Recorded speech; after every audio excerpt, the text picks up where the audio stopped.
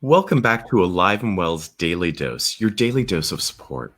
And I'm so glad you're tuning in, and I hope you found these episodes to be really useful. I know that after engaging in mindfulness last night, I was able to get a pretty good night's sleep. So even I'm using these great tools that our guests are sharing with us. And today, as we think about continuing to build our self-care toolkit, we're going to talk about integrating art, which is especially useful on a gray and chillier day like it is today, especially since we have one of those, Midwestern springs going on here where we jump from warm to cold, sunny to rainy. And so today we're going to learn some new fun indoor activities that we can do regardless of whatever age we might be. So I'm so glad that today we have Sarah who is joining us, and she's going to talk to us about how to integrate art. Now, let me share that Sarah is an art teacher at a local high school, and so she's got some great ideas for how to incorporate art in fun projects for all different ages. Sarah, thank you so very much for joining us this morning. Thank you guys. This is awesome.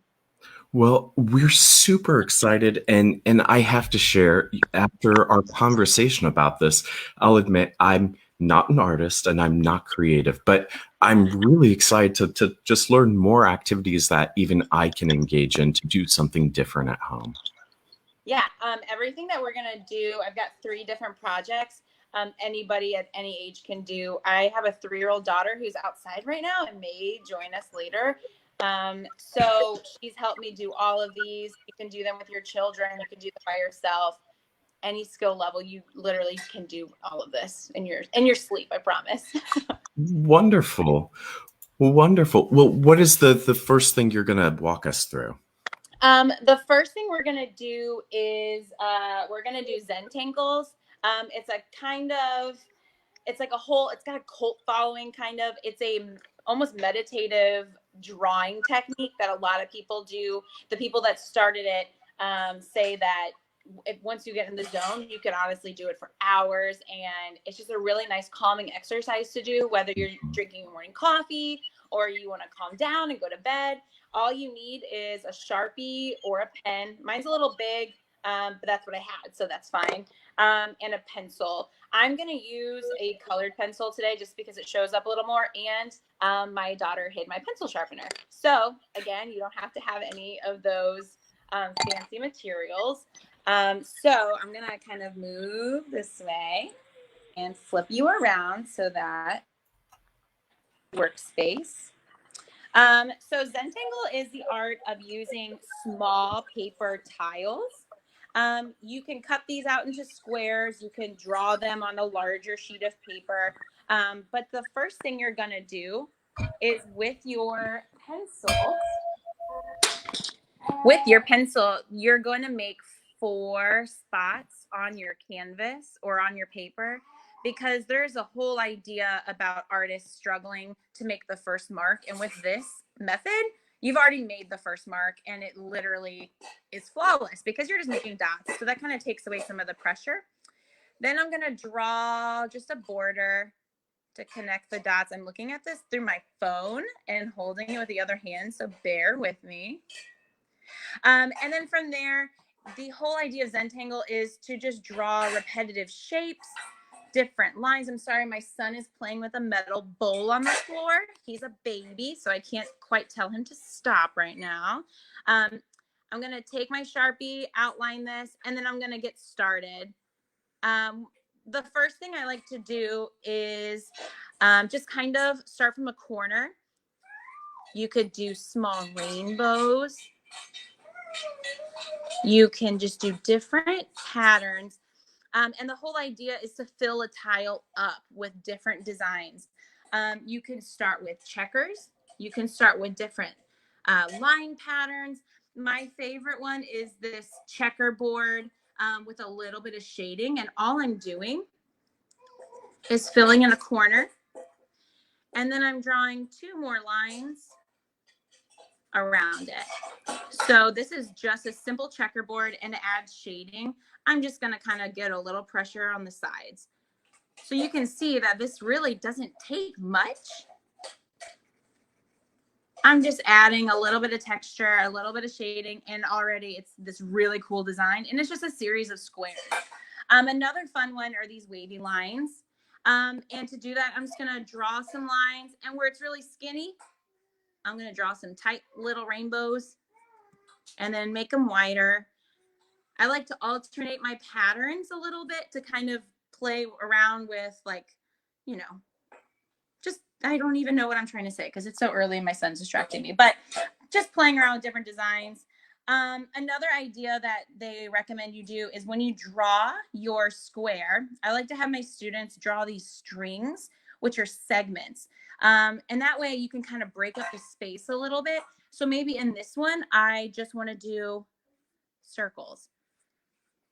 In college, I was known to fill pages and pages of my notebook with just tiny circles because it helped me focus, kept me calm. So you could do circles, different patterns. Again, just alternating. This is something everybody can do at home because all it is different lines. And I know everybody can draw lines, and even if they're not straight, it doesn't matter because you're just doing this for yourself and for your well-being. Again, it kind of keeps us calm. I'll show you one more. This one I like to call blueberries, even though blueberries don't really look like this. It's just two little lines, a happy face, and a circle. And then they kind of branch from there. So you can see that once you start doing a pattern, it's kind of mesmerizing, and you just start to fill up a page. And let's say you've got a excited 3-year-old at home, you could always have them go back over it with paint or with crayons. A big project idea, if you don't want to do tiles, is to start doing a large letter. You can see I started doing this morning when I was drinking my coffee because it's like the only 10 minutes of peace I get in the mornings. Just doodles.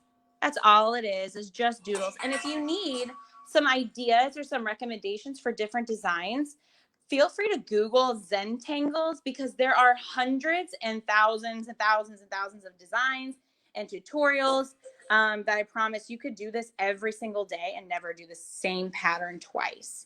But I promise you will find some that you really like to do over and over again because it's kind of addicting. So that's one. I do encourage everybody to give it a try because it's something that, like I said, so you got a nice view of my house. I'm trying to flip my camera over. It is something everybody can do. Zero stress. Like I said, I do it in the morning when I'm drinking my coffee. Just kind of keeps me busy, keeps my mind going, and I start to feel kind of creative doing it. So that's Zentangle. That's the first one. The next one is called bubble paper. This is a completely different assignment. I'm a teacher, obviously, you can tell. This is a completely different activity. And all it requires is dish soap, a straw. I'm using a straw that my 3-year-old daughter, chewed, so it's all flat. Some water, some food coloring, and some paper. This is the end result. If you see kind of close by, there's some really interesting patterns going on right now. You can mix colors. And this is a really good idea to kind of get your paper ready for Zentangles. You could draw right on top of these, and it looks really cool. So I'll show you how to do that. To start, I recommend putting it on some sort of tray or some other paper because it will get kind of messy. You're going to do a generous squirt of dish soap. And this is about a half a cup of water. I'm just going to kind of pour that right over the soap. And then I'm going to take a paintbrush and mix it up. I like a paintbrush to mix it up because I feel like it really gets that soap nice. So then I'm going to use my little gnome, cute little food coloring. And you want to put a generous amount in. The more you add, the more saturated it gets. That's like 5 or 7 drops. I don't know. I wasn't counting, so I'm going to add more. And then this is the fun part. I'm going to mix that up. This is the part my daughter really loves. You're going to take your straw, and let's see if I can do this. You're going to blow.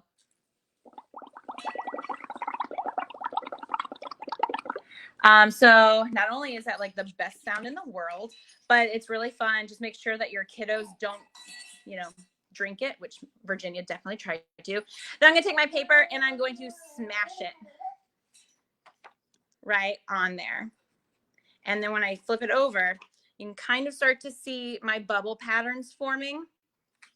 I'm going to go ahead. I'm going to add a little bit of blue just so you can really see this in the video. Gonna blow some more bubbles.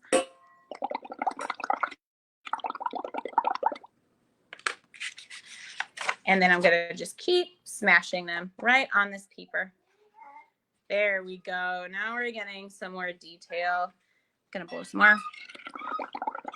Also try and put the same end of the straw in your mouth because it is dish soap. So, okay, so I'm just gonna keep doing that. It looks like it's kind of wet and it doesn't look like it's gonna make any sense when it comes out, and that's fine. I made some different colors that I practice with, and it really, really shows up beautifully. So you can see in the window light a little bit better. You could see the different bubble patterns that show up. This one is blue and orange, and this just kind of makes your paper really interesting. And a lot of us are at home right now, and maybe missing our friends and our family. So I know I've been writing letters and notes. This paper is perfect to just kind of, send a little note to somebody, because sweet from time to time. So this is a really nice way. You can use these to make cards. You can cut them out. You can make collages, whatever. It's all really whatever you want to do. So that is bubble. All right. Now I'm going to get my next tray. Hi, Harvey. My son is just eating some toys. The next project I'm going to kind of introduce is salt dough. Sorry if I'm moving too fast. If you have any questions, you can always reach out to me. I love making Christmas ornaments. I think they're so fun, and why not just start making them right now because we have so much time. So this is salt dough. This is an old ornament I made. My daughter took it off the tree and says it's her Elsa medallion. So I'm never getting to put that back on my tree again. All you're gonna need for this project, and these ingredients are kind of loose, so it could change from time to time. You're going to need a half a cup of flour, a quarter cup of salt, and I have a quarter cup of water as well. You may need a little more, and that's okay. I'm going to just dump everything in a bowl. Unless you're making bread. I know a lot of people are getting really into making sourdoughs right now because we have nothing to do but watch dough literally rise. And I know flour is kind of a hot commodity, so if you can't find any, that's okay. I'm going to add my water. And of course, I didn't bring a spoon. And I'm just going to mix this up until I get a nice dough. And it looks like I'm probably going to need some more flour because this does not look like dough. If you don't know what dough looks like, just imagine Play-Doh. So that's a little loose. So I'm going to go back in if I can open this. And my son looks like he's learning to crawl right now as we speak, trying to get to the food coloring. So that's working out really well for me. I'm going to add a little bit more flour. And then you're just going to mix this until you get an actual dough. And once you have this dough, you can literally, hold on, I've got to save my son from choking on food coloring. And I'm a little too late, so that should be fun for my husband in an hour. I am going to just make this into a planter. You can make this into your ornaments. This still needs some more flour. And all you have to do is let it air dry for a couple of days, or You can slowly bake it in the oven at 150 for like 2 to 3 hours. No stress. It's really not that, it shouldn't be too worrisome. It's not going to burn the house down or anything like that. And I know what you're all asking. Well, can we use our food coloring to make our dough super cute and red? And the answer is yes. You can add some food coloring to that water and your dough will hopefully look awesome, but it's not guaranteed. It kind of just is hit or miss with the food coloring. But once it's baked, feel free to paint it, decorate it, put a hole in it for an ornament, and you're set. So that's that. Those are 3 really fun, easy projects. I hope you guys get to kind of use those. I hope you practice, especially with a Zentangle. If you've got a pen or pencil, you're set. Anybody can do this stuff.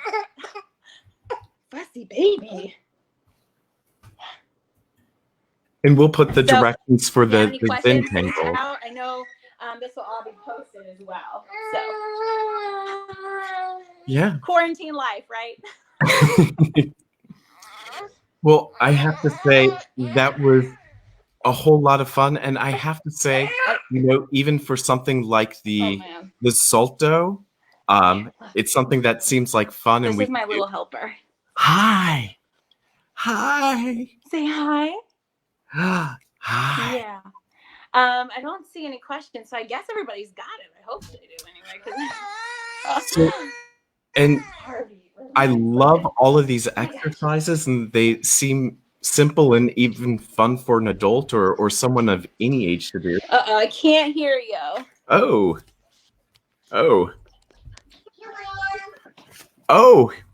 I can't hear you.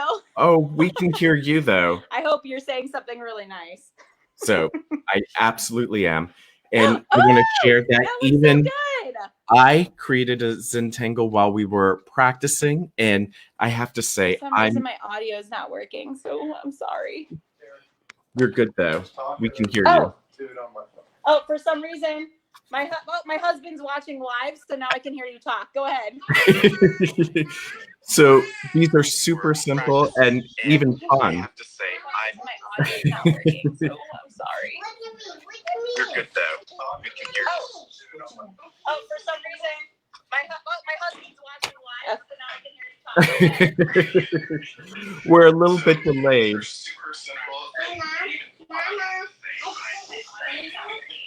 So, with that, we'll go ahead and say, Sarah, thank you. Thank you so very much. We're so appreciative. I don't know about you, but I had fun even doing this. And let me tell you, I'm by no means artistic. And it was even really relaxing to get to just doodle.